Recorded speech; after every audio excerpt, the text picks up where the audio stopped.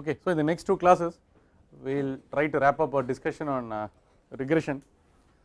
In the last two classes we have solved two problems, one on fully developed flow in a pipe where you are trying to regress the Nusselt number as a function of Reynolds number, the other was a unsteady convection problem in which a lumped capacitance system is losing heat and it is a first order system, that is why theta is equal to theta e to the power of minus t by tau. So both the forms are actually not linear regression, but they can be reduced to linear regression by if you take log, right. So we took log and reduced it to linear regression and we did n sigma xi y minus sigma xi whole square by all those formula we applied. We also found out how we got this formula, okay, using the linear least squares and trying to minimize the s, which is sigma r squared. So where you try to minimize the residue in a least square sense. I also told you how this is linked to the Gaussian distribution, how you are trying to maximize the likelihood. So this is actually the maximum likelihood estimate, right. So these two problems I wanted to demonstrate through Excel. There are several ways of doing it. You can just plot x, y and then go to Excel and then draw a line or a scatter plot and then enable the equation, add a trend line and get the regression. That is one level. The other level is used what is called the data analysis tool pack. Okay, I searched for this before coming to this class, but unfortunately I am not able to get it. You can use a data analysis tool pack which will give you a lot more information in the sense what are the errors associated with each of these exponents, what are the errors associated with these components and all this, or errors associated with the constant, the exponents, and you will get additional information. Then you can get the standard error, the estimate, so much additional information can be obtained. Okay, so if you have your Office 2007 and if your data analysis tool pack is enabled, you can try these problems out, right. There are other tools available, for example like data fit and so on, right, with which, or you can write a code in MATLAB or something with which you can do all this. So now I will do a simple demonstration of these two. So the data are given on the board, we already have the answers to this. So the first is fully developed flow in a pipe, so 2500. I thought okay. 18,000. Yeah. 24, 36, 55, 84, 119. Okay, fine. Okay, so you can either convert it into a line and then do it, or you can directly fit. So you just take these two. No, what am I doing?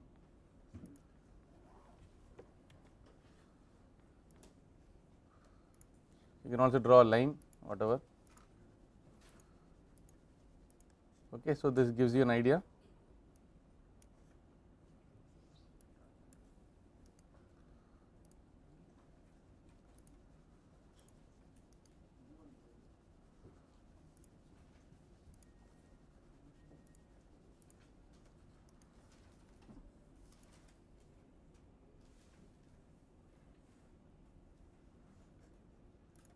Okay, now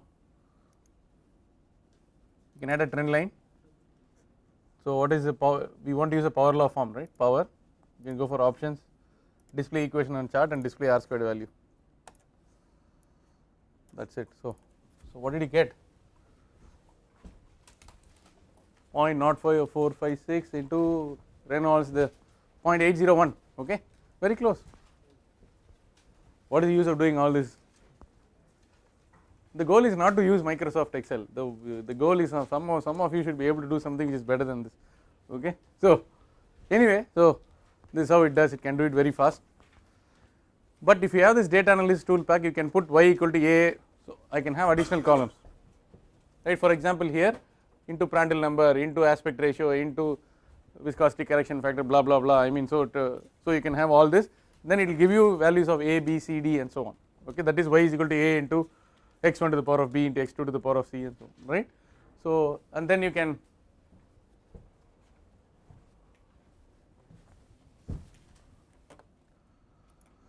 do other things. Is equal to 58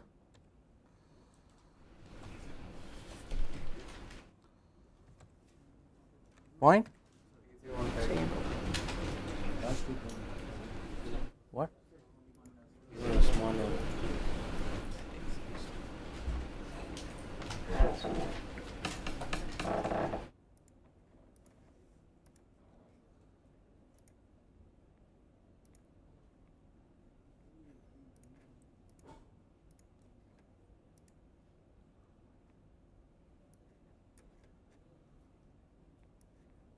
So what is this?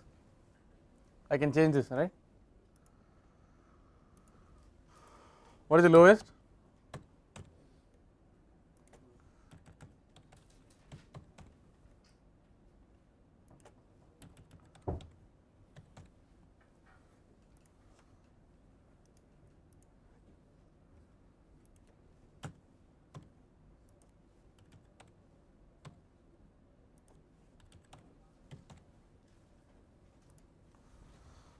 Okay, minor axis measure. So this is basically called the parity plot. So in which everything is rigged, right? We started with the regression and then I changed it and so on. So these are not based on experimental data. Experimental data will show a lot of scatter. If you get something like this and report your paper, invariably if I am the reviewer, I will doubt whether an experiment was conducted at all, or because it's too good to believe.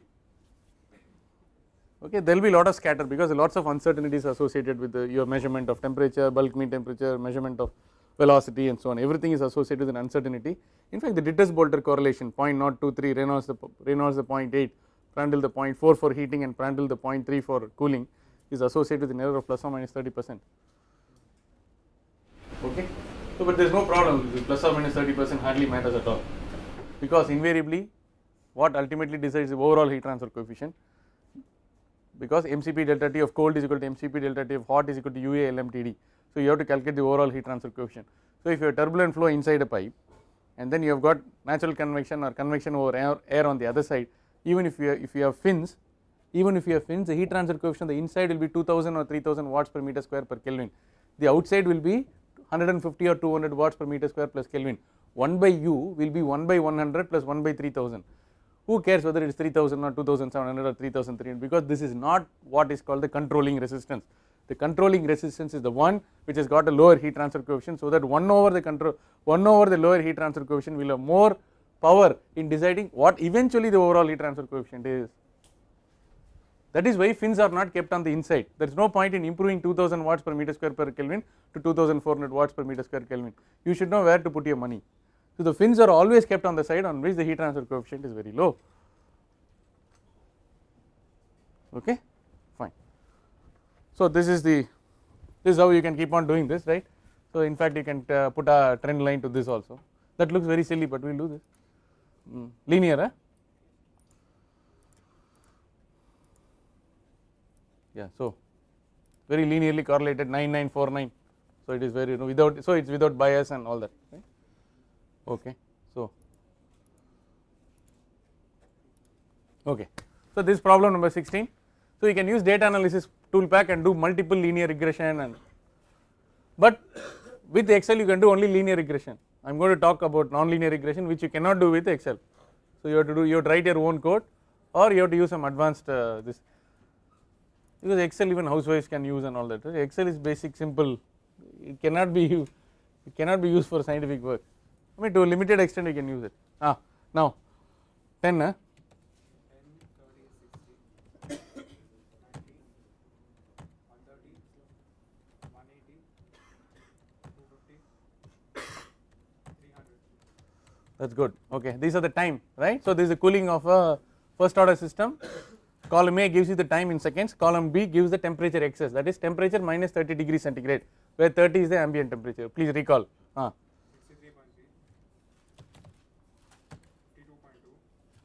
52.2, is it? 38.1,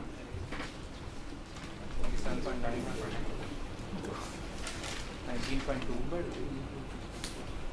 11.4, 6.3, 2.8. Okay, so there is theta versus t versus theta, or theta versus t. So we will do the same thing.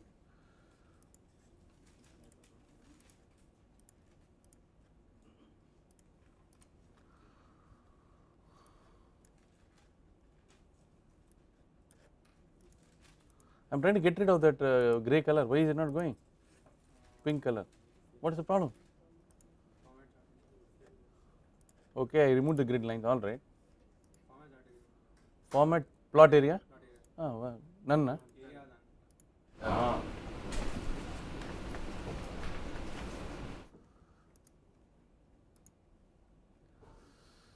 Scale.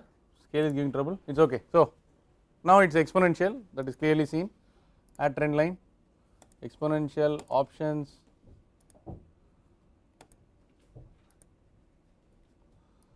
Yeah, so what did you get? 71.33 e the minus. So this was what?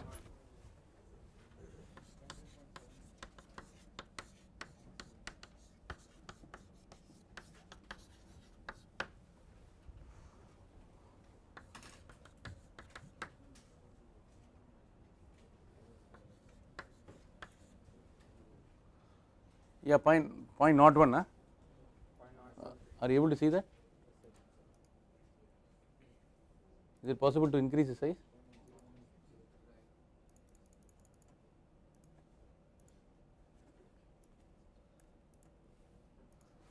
This is obscenely big. Anyway, so point not 103.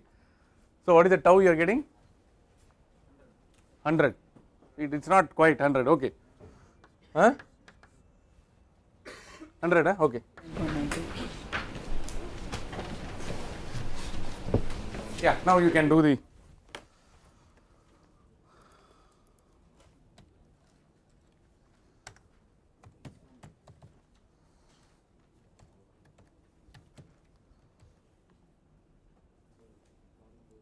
No.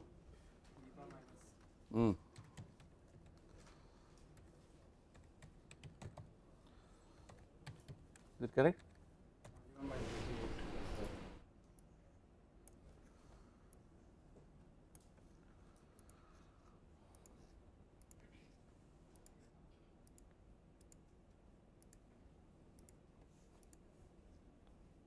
Fine. Okay.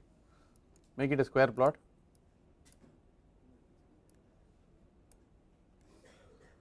Okay. Why? Oh, this axis, huh? What is the maximum?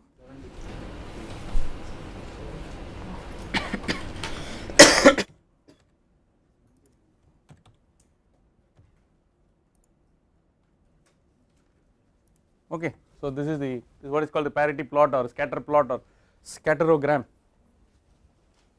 Okay, this is a standard way of, after you get research results, these are called post processing of the results. This is how you post process results and present the results when you are writing a project report or a thesis, or when you are presenting a paper in a conference, or when you are writing a journal article. All these are, you have to, once you propose a correlation, you have to prove that it is you have to establish the so called goodness of the correlation by looking at R square, by the scatter plot. In fact, if you do this, what I told you, I was telling you data analysis tool pack, it will tell you 71.30 what is the error associated with this, what is the error associated with this, what is the error associated with this, and so on. What is the confidence level with plus or minus 3 sigma and all that. It will give additional statistics, cutoffs, skewness. You can keep on higher order moments, right? Variance is the second moment, right? Because it's already something whole square, difference whole square, and so on. So additional statistical parameters can be generated. So this is insofar as least squares is concerned. Now I will tell you how least squares can also be explained or done with the help of matrix algebra, because this establishes the link between linear least squares and non-linear least squares. Then I will establish a case where a standard thermal system or a heat transfer problem, we get a final form of the model. So this is basically the model. This is basically the model governing the phenomenon. This is the model governing the phenomenon. All these are amenable to linear least squares, but I will tell you there are cases where they are not amenable to linear least squares. You are forced to use non-linear least squares. So we will establish the case for that and stop. Until tomorrow's class, we will do this non-linear regression technique, Gauss-Newton algorithm, which is a very powerful algorithm. The extension from which is the LMA, the Liebenberg-Marquardt algorithm, LMA, which is one of the most powerful and widely used techniques, okay, for solving optimization problem. This actually we are solving an optimization problem already, because you are minimizing some least squares. So you can minimize a cost function. So whatever technique I am teaching you is also an optimization technique. Least square is basically minimization. Least square minimization is basically an optimization technique. Okay, so we will close with this, and then we will. I will take attendance now.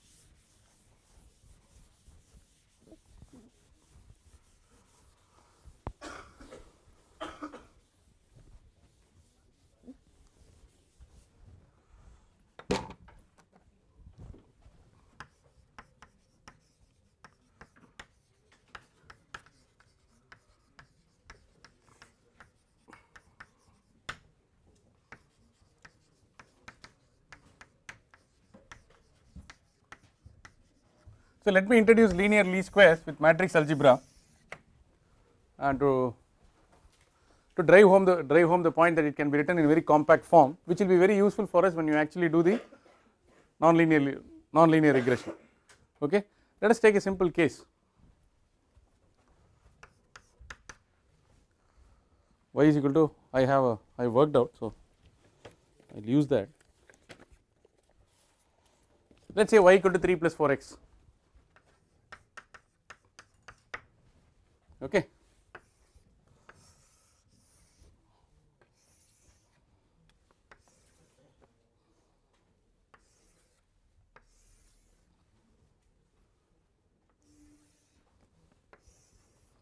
To make matter simple, let us take only 4 data points. Serial number x, y, x square, x y. Okay, 1, 2.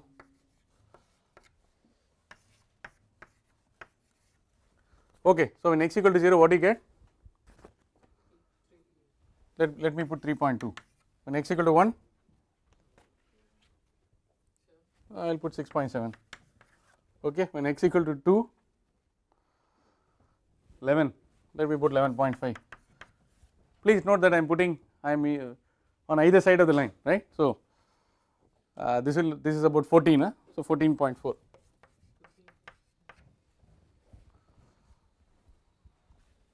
Okay, so you will not get 3 plus 4x, you will get something close to that, right, and we can do the x square and all straightforward. 0, 1, 4, 9, this 0,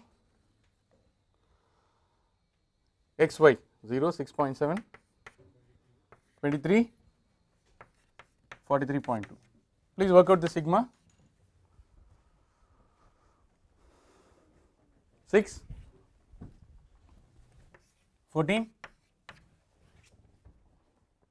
35.8,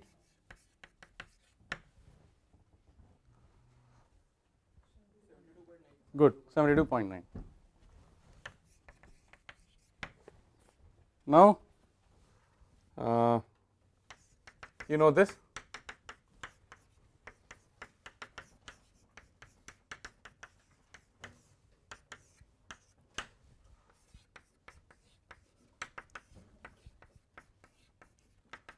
So this is from the theory of linear least squares, we already know this, and we have the expression for A.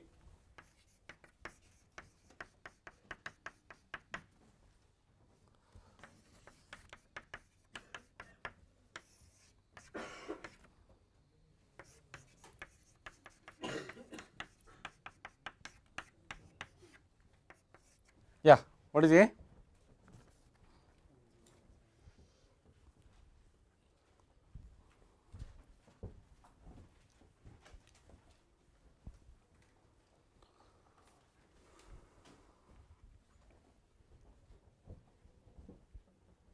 Abhishek, not very difficult. So 4 into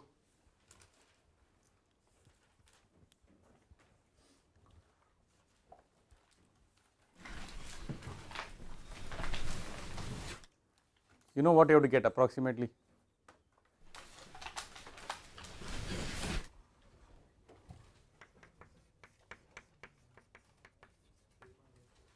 Correct, minus sigma xi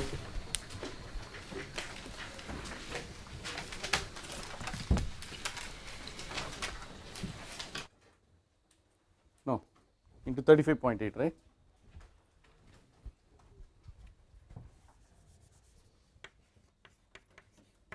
Divided by 6 into 14 minus 36, correct. Oh, 4,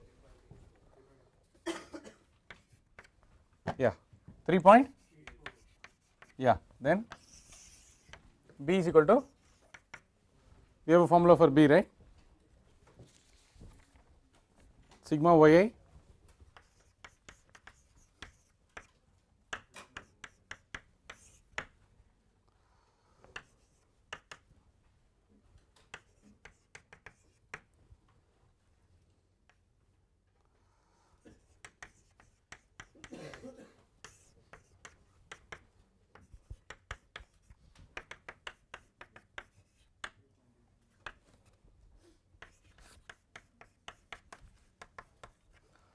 we are not able to get 3 and 4 because we tampered with the data, right?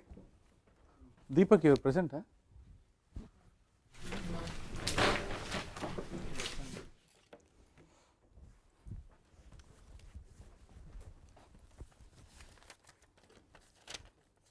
Both the Deepaks are present.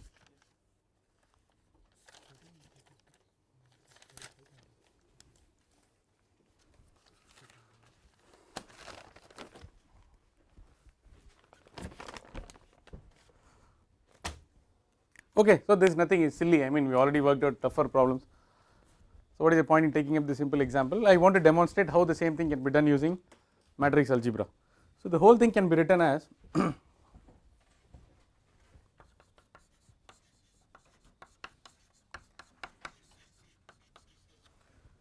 you can work out the standard error, the estimate, R squared and all that, right? It is simple too. In matrix form,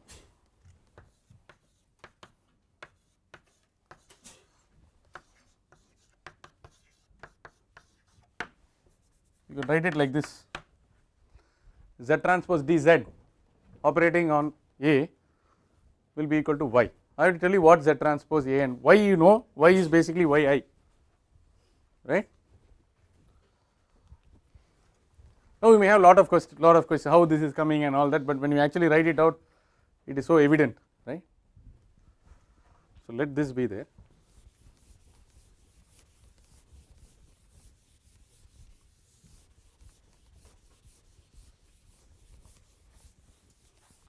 So what is this Z now?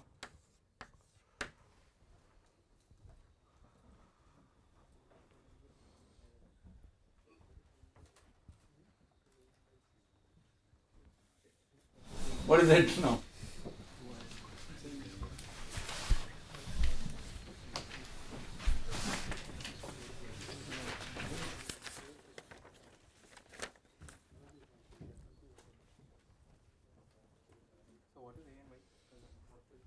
Okay, so that is a good point. So what is A?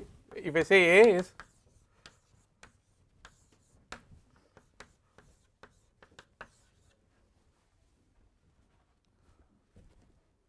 no, let me, it is not Y, it is not, it will be Z operating on this. First let me, A is fine. So what is Z first? Hold on to that equation. What is Z?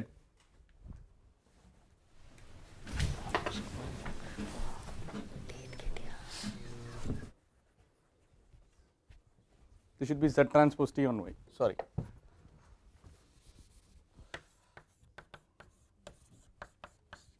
Okay. So what is Z now? Inverse. Z is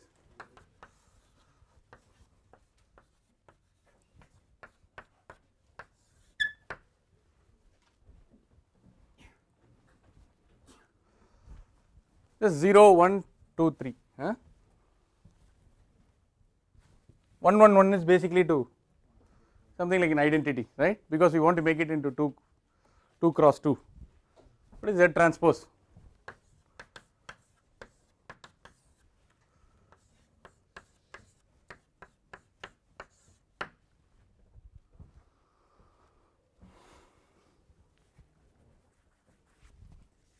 What do you get actually now?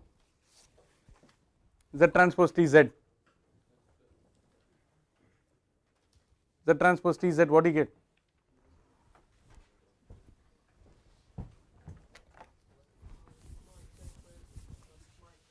What do you get?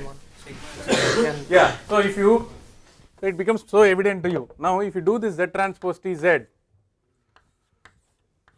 into Z, or what do you get?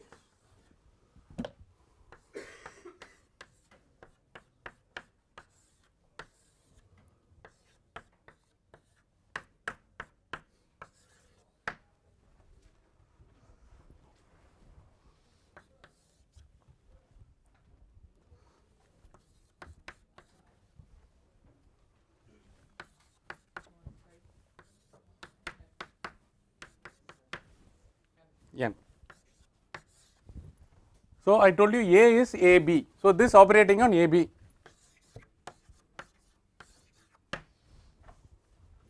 So A sigma xi square plus B sigma xi is equal to what?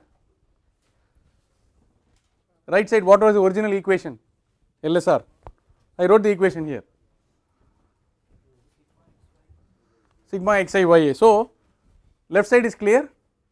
So when you actually do ds by dA and ds by dB and equate it to 0, whatever you are getting, a portion of it you have already got by writing out a Z matrix like this and doing the operation Z transpose T Z. Okay. So now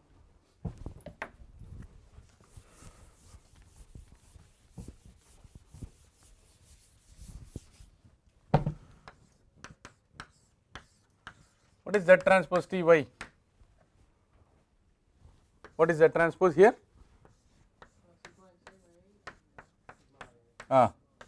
Y is 0, 3.2. correct? 3.2. No, 0, sorry, 3.2, 6.7, is that correct? Am I writing the right one?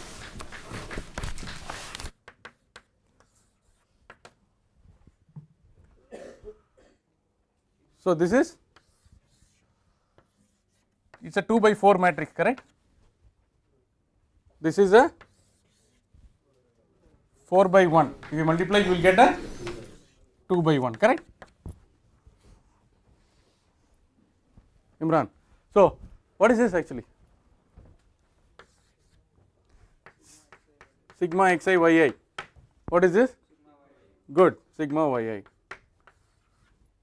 So when you propose Z transpose T Z operating on A is equal to Z transpose T Y, you very compactly, succinctly, concisely, epigrammatically you have written the linear least square. Okay.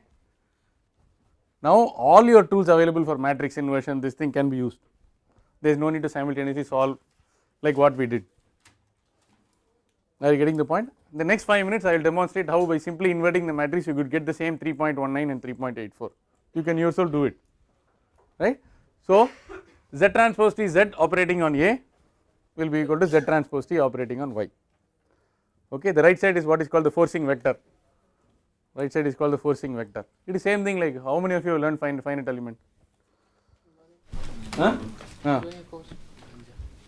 Stiffness matrix operating on K time?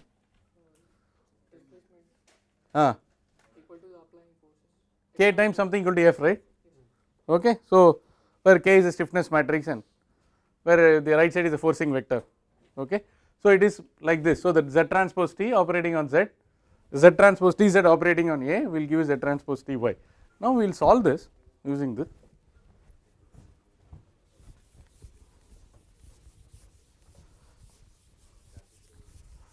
So what is your Z? That's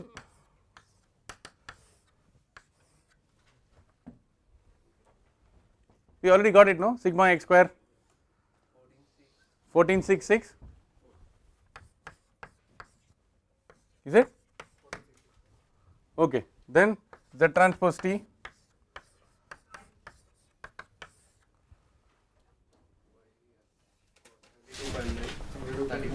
72.9, huh?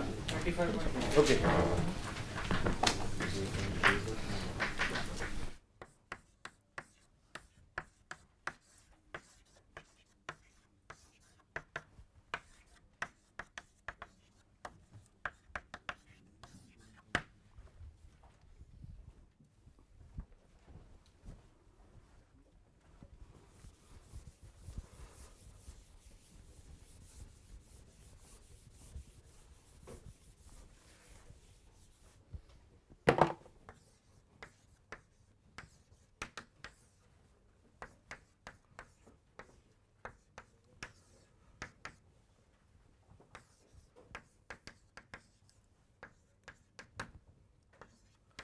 So it is just AB is the inverse of this matrix.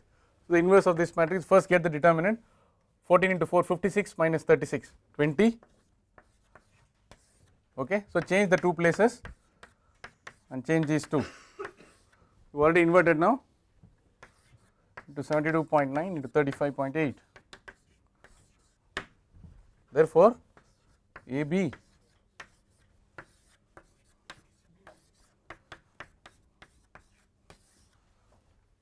(4 into 72.9)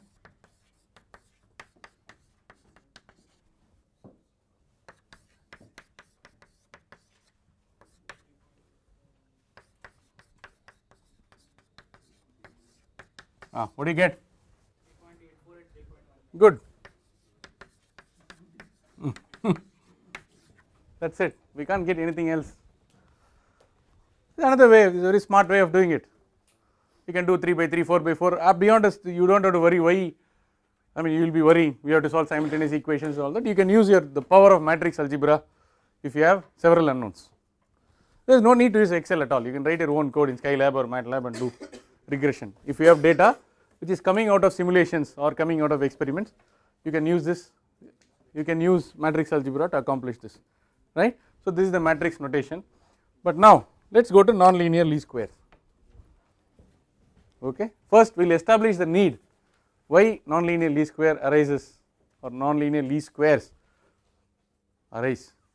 Nonlinear least squares arise in thermal systems. Okay. Is this clear?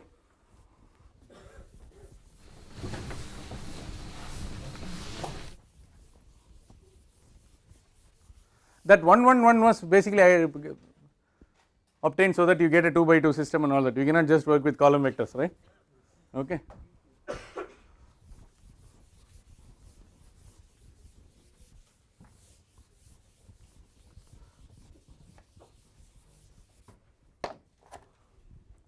If you disassemble the chassis of your desktop, you will see processor on the top of the processor. You would have seen an extruded aluminum heat sink. Have you seen? How many are there? More than one. Okay. How many fans are there in the normal desktop? There are 2 fans. One is a fan which is located near the exhaust, I mean outlet, which is sending out. The other one is a dedicated processor, dedicated fan dedicated to the CPU. So the second fan will turn on only after when you boot, the second fan will not turn on. After you run several applications, you do multitasking, you open all windows, then suddenly one sound will come. So when it exceeds a certain temperature, the other fan will turn on. So if you do this, so basically if you have a heat sink like this, okay, so you have something like this. I can say that this is a substrate,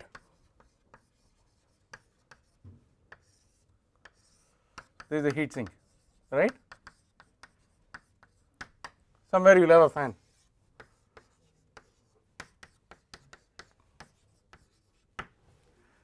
Suppose the whole thing is such that it is made of highly conducting material and the temperature, if it is going to be at one temperature, we can treat the whole thing as a lumped capacitance system. So when the system is turning on, I want to find out the temperature response of this, because there is a processor, let us say there is a processor which is generating heat at the rate of q watts. The whole thing is having a mass m, is having a specific heat Cp, and the heat transfer coefficient afforded by the fan is h, and the surface area is A. If we treat the whole heat sink and the processor, substrate, everything put together to be at one temperature, which is an okay assumption to start with. Suppose you want a very gross model. What is the governing equation for the problem?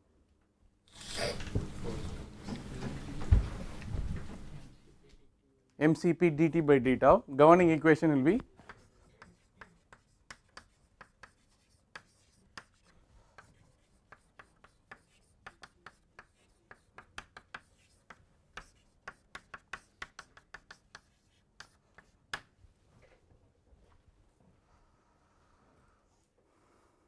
okay.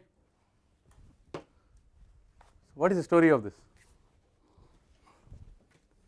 Initially when you start, this fellow is, watch carefully, this fellow is constantly generating heat at the rate of q watts, but you are starting from cold. So the T is equal to T infinity. when the t is equal to t infinity, even though there is a h of 100 or 200, there is a area HA is available, the delta t is so less that the HA delta t is not able to compensate the Q, Q minus HA delta t is positive, it forces the system to a higher temperature. The system temperature keeps climbing up, but when the system temperature keeps climbing up, the Q is the same because it is a constant heat generation for this processor.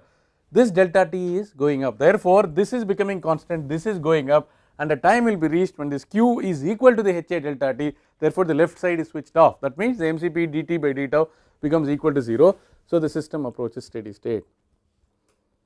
After the system approaches steady state, when you are trying to shut down the system, what happens is now Q equal to 0, okay. Now it will be MCP dt by d tau will be equal to minus HA delta t, so it will follow a cooling curve which is analogous to what we studied in the previous class. Therefore, if we plot the temperature of the time history for this problem, when it is starting up, then when it is operating under steady state for a long time, and then it is shutting down, the temperature profile will look like this.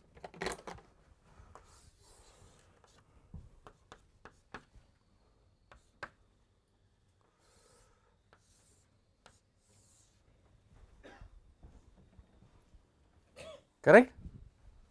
Heating.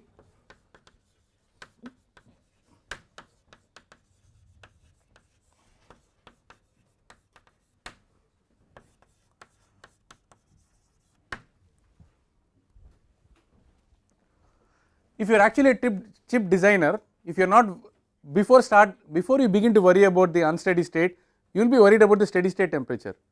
So for steady state temperature, you do not have to solve all these equations. When equilibrium is established, Q will be equal to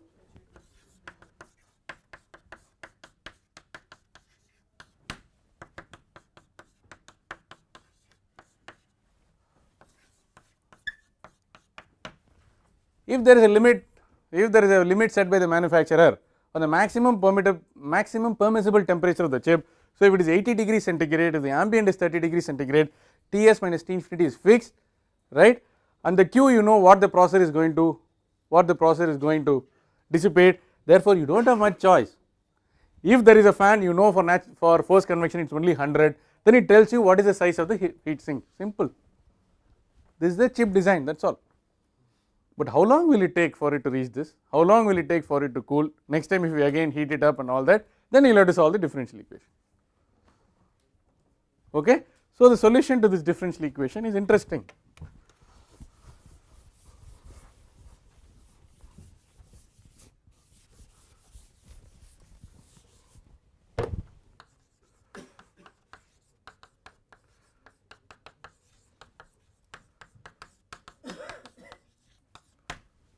Okay, so MCP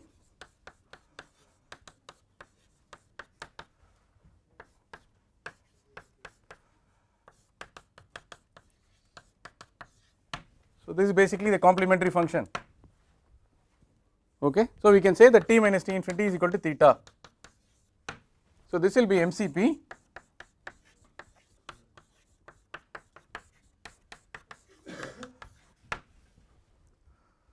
right. So the solution will be theta.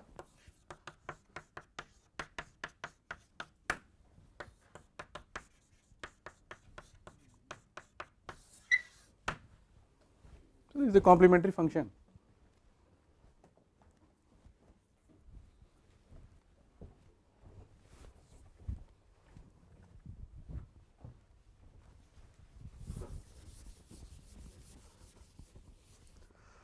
The particular integral will be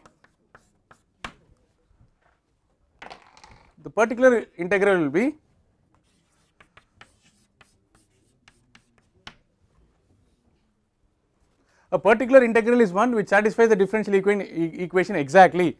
So if you take the theta equal to Q by HA, if you substitute back into the differential equation, it is not a function of time, therefore this vanishes. Now if you substitute for theta here, HA into theta is equal to Q by HA. HA will get cancelled, you will get Q on the left side and you will get Q on the right side. Sorry, you have to do it here, right. So MCP dt, this will be 0, HA into, so this is Q by HA, HA will get cancelled, Q minus Q is equal to 0, so you will get 0 equal to 0. So this satisfies the governing equation exactly. Therefore, the complete solution to the problem will be the sum of the complementary function plus the particular integral. So, the general solution will be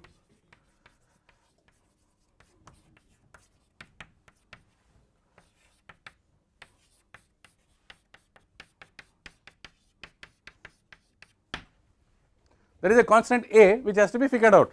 The constant A has to be figured from the initial condition.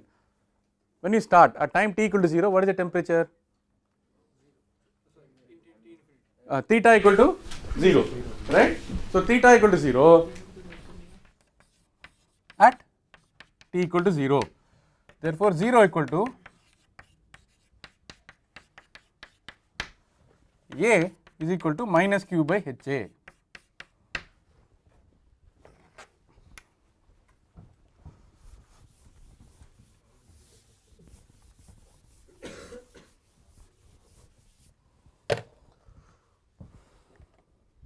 Therefore, theta equal to q by HA into 1 minus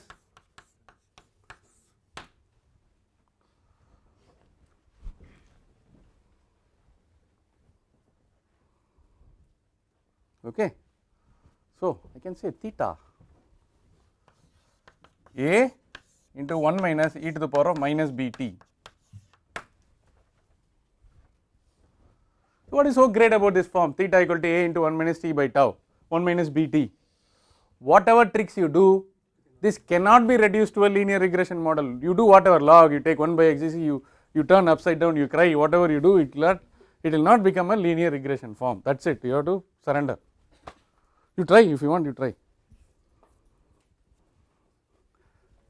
A will be the problem. You can take A to the left side, you will take ln all that. You can get theta by A. Who will tell you the A? Okay. So, now we have come to a stage where A and B cannot be determined using linear least square. What is the so called non-linear least square? You will assume you will start with the value of A and B, find out the residual, and then see as you keep changing this A and B with new iterates whether the residual is falling down. In one shot you cannot get it because it cannot be linearized. So, much easier way for me would be, there are several forms like this. For example, if you take a form like this, this cannot be reduced to linear least square, therefore, you have to start with non-linear least square. But I took my time out to prove to you that this is not a fictitious kind of situation. There are situations in heat transfer where you will get a form like this.